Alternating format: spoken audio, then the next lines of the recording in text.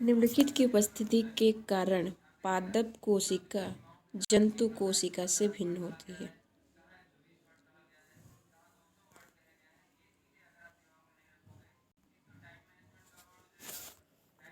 निम्नलिखित की अनुपस्थिति के कारण पादप कोशिका जंतु कोशिका से भिन्न होती है। तो किसके कारण जो है पादप कोशिका और जंतु कोशिका से भिन्न होती है? किसके कारण से भिन्न होती है? तो सेंट्रोल के कारण से जो पादप कोशिका है वो प्लांट सेल्स जो है एनिमल सेल से डिफरेंट होती है। किसके कारण? किसकी अनुपस्थिति के कारण? सेंट्रियोल के कारण। नेक्स्ट क्वेश्चन है, सेंट्रोसोम निम्नलिखित में पाया जाता है। सेंट्रोसोम निम्नलिखित किस में पाया जाता है? तो सेंट्रोसोम जो है किस में पाया जाता है? ये पाया जाता है साइटोप्लाज्म में। सेंट्रोसोम किस में पाया जाता है? साइटोप्लाज्म में। कोशिका का बिजली घर किसे कहा जाता है? ये तो बहुत ही आसान क्वेश्चन है। तो कोशिका का बिजली घर किसे कहा जाता है? माइटोकॉन्ड्रिया को या माइटोकॉन्ड्रियन को। कोशिका के भीतर जो श्वसन या ऑक्सीकरण का स्थान है वो क्या होता है? कोशिका के भीतर श्वसन या ऑक्सीकरण का जो स्थान है वो क्या होता है? ये भी क्या होता है? माइटोकॉन्ड्रिया होता है। अच्छा, पाचक थैला कहलाता है। पाचक थैला जो है वो क्या कहलाता है? पाचक थैला क्या कहलाता है? लाइसोसोम। पाचक थैला किसे कहते हैं? तो किसे कहते हैं? लाइसोसोम को कहते हैं। राइबोसोम निम्नलिखित के केंद्र हैं। राइबोसोम निम्नलिखित के केंद्र हैं। तो राइबोसोम किसका केंद्र है? इसमें से किसका केंद्र है? राइबोसोम। तो राइबोसोम किसका केंद्र है? प्रोटीन सिंथेसिस का राइबोसोम केंद्र है। और जैसे जानते होंगे कि आप लोग की प्रोटीन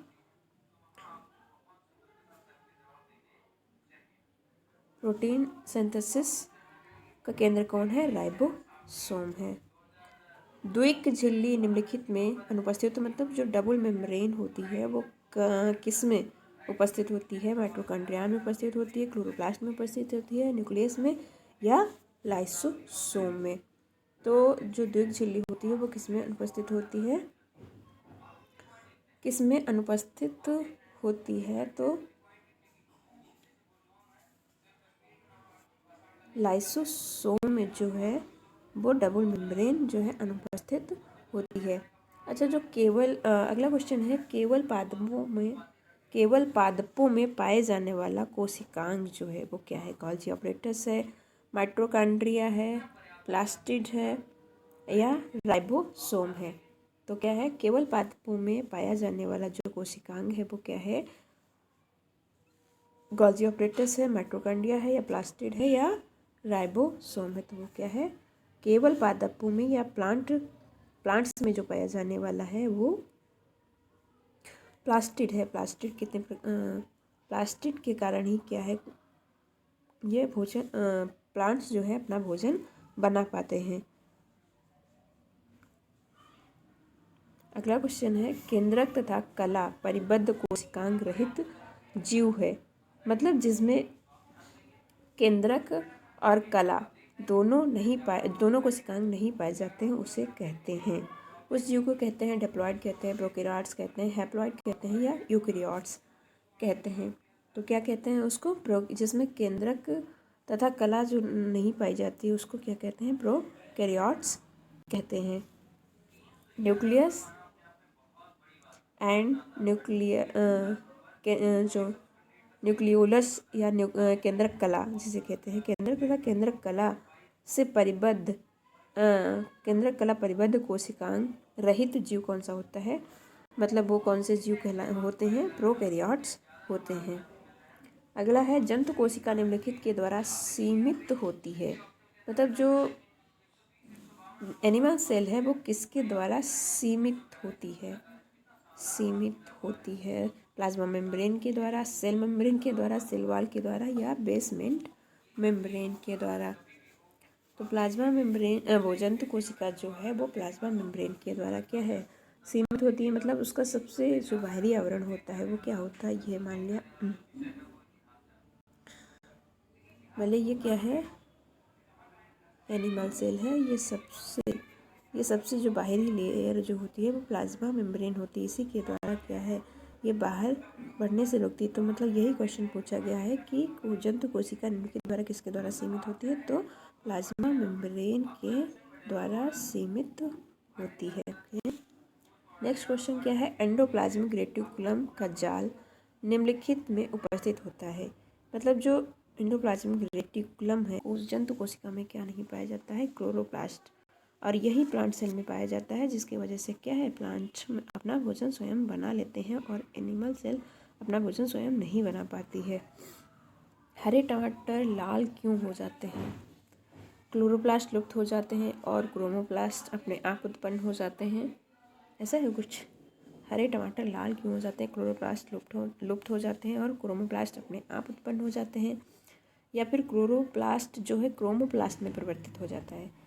तो यही ऑप्शन सही है क्या, क्रोमोप्लास्ट जो क्लोरोप्लास्ट है, जो क्लोरोप्लास्ट है जो वो किस में परिवर्तित हो जाता है, चेंज हो जाता है क्रोमोप्लास्ट में। इसलिए टमाटर का जो हरा रंग है वो लाल रंग में परिवर्तित हो जाता है, किसके कारण, क्लोरोप्लास्ट जो है क्रोमोप्लास्ट में बदल जाता है। पौधों में जल का परिवहन होता है किसके द्वारा, पौधों में जल का परिवहन किसके द्वारा होता है, फ्लोएम द्वारा होता है, जाइलम द्वारा होता है, या दोनों के द्वारा होता है, या स्टोमेटा के द्वारा होता है। तो पौधों में जल का जो परिवहन है या एक्सपोर्ट है वो किसके द्वारा होता है, जाइलम के द्वारा होता है। ओके, कोशिका की खोज करने वाले वैज्ञानिक कौन है, ये तो सबको पता होगा कौन है, रॉबर्ट हुक, और 1665 में। ठीक है, माइटोकॉन्ड्रिया के अंदर पाई जाने वाली अंगुलियों के समान रचनाओं को क्या कहते हैं, माइटोकॉन्ड्रिया के अंदर जो अंगुलियों के समान जो संरचना पाई जाती है उसे क्या कहते हैं, ग्रेना कहते हैं, माइक्रोबिलिस कहते हैं, या विलिस कहते हैं, या क्रिस्टी कहते हैं। तो 34 का ऑप्शन क्या सही है, उसे क्या कहते हैं, क्रिस्टी कहते हैं। ये माइटोकॉन्ड्रिया है, इसके अंदर जो इस तरह से नहीं पा रहा है, नहीं बन पा रहा है। ठीक है, तो माइटोकॉन्ड्रिया के अंदर पाई जाने वाली अंगुलियों के समान जो संरचना है या रचना है उसे क्या कहते हैं, क्रिस्टी कहते हैं। ओके, गुणसूत्र की रचना होती है प्रोटीन तथा कार्बोहाइड्रेट से, डीएनए तथा प्रोटीन से, कार्बोहाइड्रेट तथा वसा से, या प्रोटीन तथा आरएनए से। गुणसूत्र की या क्रोमोसोम की रचना होती है किससे होती है, प्रोटीन तथा कार्बोहाइड्रेट से, या फिर डीएनए तथा प्रोटीन से, या फिर कार्बोहाइड्रेट तथा वसा से। तो किससे होती है, डीएनए तथा प्रोटीन से क्रोमोसोम की रचना होती है। पादप कोशिका की पहचान है, बताओ, जीवद्रव्य कला होती है, या कोशिका भित्ति होती है, या माइटोकॉन्ड्रिया, सेंट्रोसोम होता है, या सेल वॉल होती है, या माइटोकॉन्ड्रिया होती है, या प्रोटोप्लाज्म मेम्ब्रेन। तो क्या होता है, पादप कोशिका की पहचान क्या कहलाता है, कोशिका भित्ति। पादप जो कोशिका की जो पहचान होती है वो कोशिका भित्ति से होती है। मतलब प्लांट सेल में जो है वो सेल वॉल पाई जाती है और एनिमल सेल में जो है सेल वॉल नहीं पाई जाती है। प्रत्येक जीवधारी की सूक्ष्मतम इकाई क्या कहलाती है, मतलब क्या कहलाती है, माइटोकॉन्ड्रिया कहलाती है, कोशिका कहलाती है, उत्तक कहलाती है, या केंद्रक कहलाता है। तो क्या है, प्रत्येक जीवधारी की जो सूक्ष्मतम इकाई है या सबसे छोटी को इकाई है उसे कहते हैं कोशिका। कोशिका क्या है, it is a structural and functional unit of life. सबसे छोटी, प्रत्येक जीवधारी की जो सबसे छोटी कोशिका या सबसे छोटी इकाई क्या कहलाती है, कोशिका कहलाती है।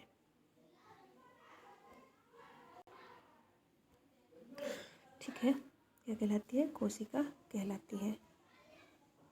जीवद्रव्य की रचना होती है, मतलब प्रोटोप्लाज्म की रचना कहाँ होती है, जल तथा कार्बनिक पदार्थों से। किससे होती है, जीवद्रव्य की रचना किससे होती है, जल तथा कार्बनिक पदार्थों से। केवल जल से, जल तथा अकार्बनिक पदार्थों से, जल अकार्बनिक तथा कार्बनिक पदार्थों से। जीवद्रव्य की रचना होती है जल तथा कार्बनिक पदार्थों से, केवल जल से, जल तथा अकार्बनिक पदार्थों से, जल अकार्बनिक तथा कार्बनिक पदार्थों से। तो जीवद्रव्य प्रोटोप्लाज्म की रचना होती है किससे? जल अकार्बनिक तथा कार्बनिक पदार्थों से। माइटोकॉन्ड्रिया का संबंध है उत्सर्जन से, परासरण से, श्वसन से, पाचक रस से। तो माइटोकॉन्ड्रिया का संबंध इसमें से किसमें से है? उत्सर्जन से तो हो ही नहीं सकता, परासरण से भी नहीं हो सकता, पाचक रस तो बिल्कुल भी नहीं है, तो किससे है? श्वसन से। केंद्रक की खोज करने वाले वैज्ञानिक कौन है? Robert brown 1831।